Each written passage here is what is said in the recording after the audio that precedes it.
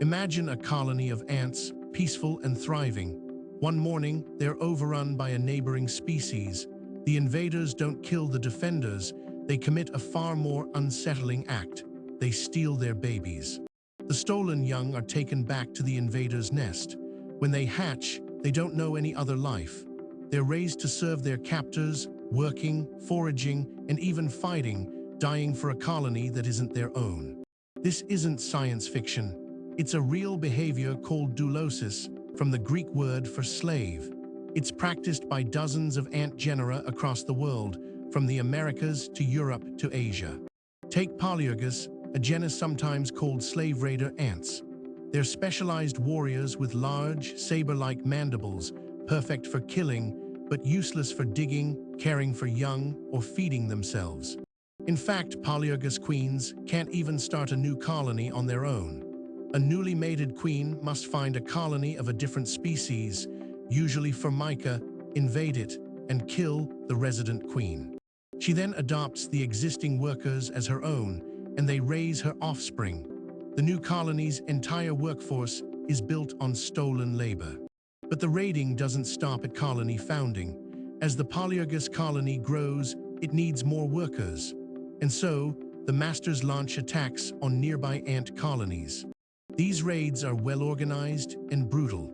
A swarm of Polyergus workers marches in formation, often accompanied by their Formica slaves, who, remarkably, help in the attack on their own kind. The raiders unleash pheromones that cause chaos among the defenders.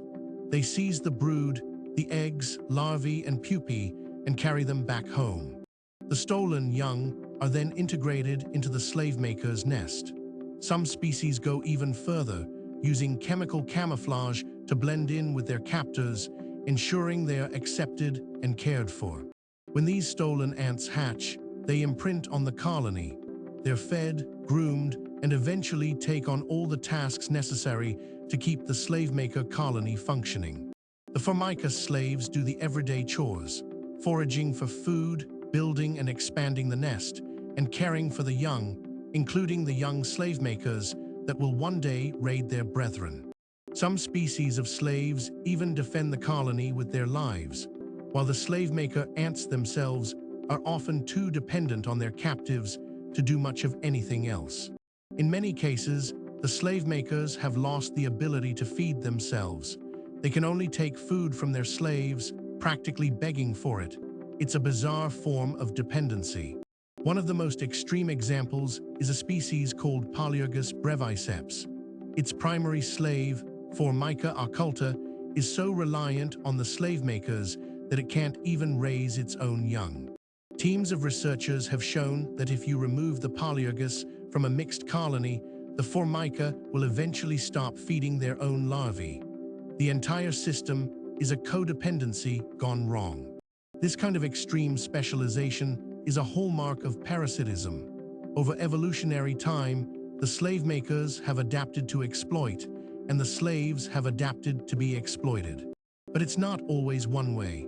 Some Formica species have evolved defensive strategies, like producing more aggressive workers or hiding their brood in deeper chambers. In some places, raided colonies can recover and even fight back, a constant arms race between the two species. But in others, the survival of the slave maker is so tied to its slaves that neither can survive without the other. It's a stark reminder that nature doesn't deal in morals. What we call slavery is just another survival strategy, a brutal one that has persisted for millions of years. Observing dulosis in the wild is both fascinating and disturbing.